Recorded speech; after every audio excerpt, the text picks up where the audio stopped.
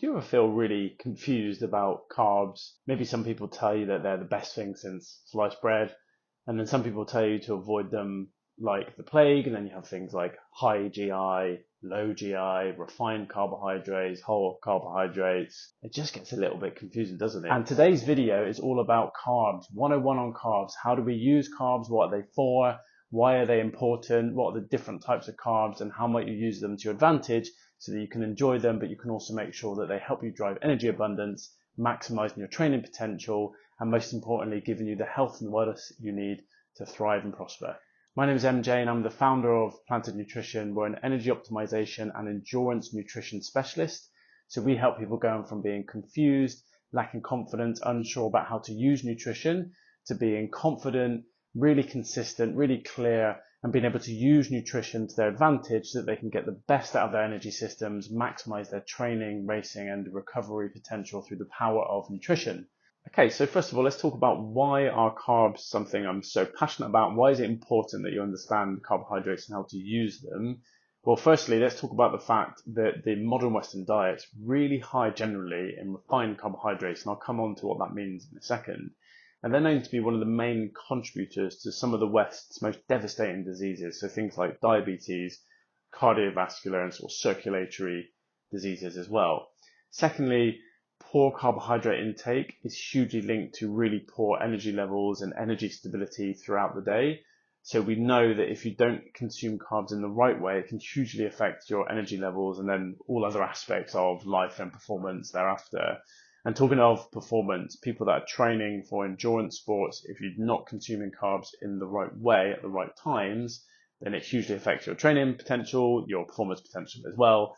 And finally, carbs, again, in the right way, are really important for things like good gut health and overall digestion, but also helping with cardiovascular health as well. So if you get it right, and it's really important that you consume them and you do get it right, then they can be hugely beneficial for energy levels and overall health. So this is why I'm really passionate about giving you the 101 on carbs and giving you my top tips on how you can use carbohydrates, enjoy them, but use them to make sure that you take care of your overall health and also massively boost your energy levels in the process. Okay, so what are carbohydrates? Let's talk about some of the terminology that you may or may not be familiar with, and I'll explain to you what it actually means, and then we'll go on to how you can use that information when it comes to food choices and how to use that effectively. So first of all, carbs, what are they? Well, they're made of three things: sugars, starches, and cellulose.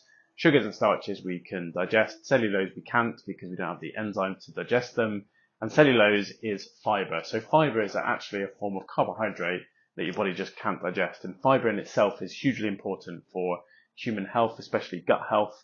I'm not going to go into that into any detail now, but I'll cover that in a separate video. And carbohydrates are simply those three things in varying proportions depending on the food. And there are some carbohydrates like honey, for example, that are just pure sugars, but most carbohydrates are a mixture of sugars, starches, and cellulose. Next up, we have whole and refined carbohydrates. So what do we mean by that? Well, whole carbohydrates are non-processed whole foods, so things like fruits, vegetables, and things like whole grain rice, whole grain pasta, whole grain flour. And what that simply means is they haven't been processed, and generally they're considered more healthy because they contain more things like vitamins and minerals, and they've not gone through heavy processing. Generally, the health profile of that food will be slightly better. And refined carbohydrates means that they've been refined in some way. So during the manufacturing stage, those carbohydrates have been through some process which will generally remove things like vitamins and minerals.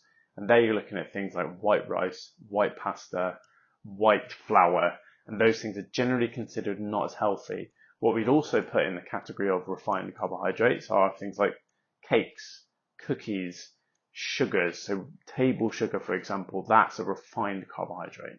Then we have simple and complex carbs. Now, most nutritionists or most people in that kind of scientific thinking way will say it's an oversimplification, doesn't really fall into the simple versus complex. And that's because foods will have a mixture of carbohydrate types, as I said, but we'll roll with simple and complex because people understand when you say simple versus complex that there's some difference.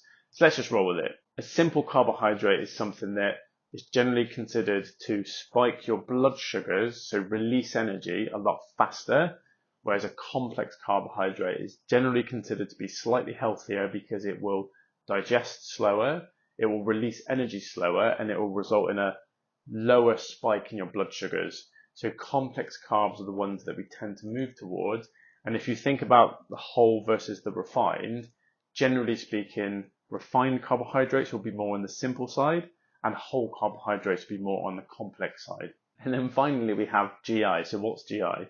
Well, GI is glycemic index, and it's a simple measure of how fast the food you eat is going to digest, absorb, release energy into the bloodstream and result in an energy spike and maybe an energy crash.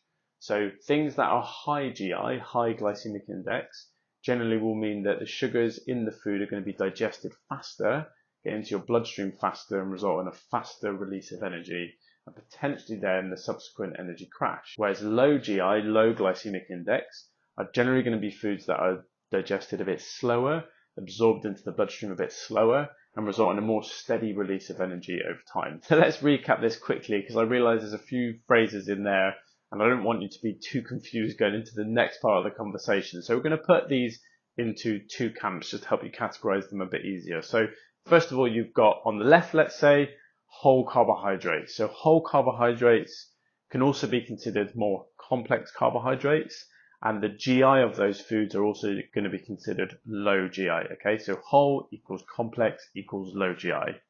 And on the other side, you've got refined carbohydrates, which will generally be considered simple carbohydrates, and high GI, high glycemic index. So you've got refined equals simple equals high GI. So I'm going to go through both camps. I'm going to go through simple carbohydrates and complex carbohydrates. And I'm going to talk a bit about which foods sit in each camp, when you might want to use them, when it's advantageous to use simple versus complex, what that means for you. And then you can get an understanding of how you can use carbs to boost your energy levels, live a life of energy abundance, and most importantly, as I've said a few times, enjoy them without having that guilt feeling and just knowing that you're doing the right things for your body as well as enjoying them at the same time. Okay, so let's talk about simple carbohydrates and what types of foods are in the simple carb category and how you might use them on a day-to-day basis to your advantage. Well, as I've already said, simple carbohydrates are digested and absorbed much faster, which means they have a high GI, a high glycemic index, because they are simple sugars and they can be broken down and absorbed into the bloodstream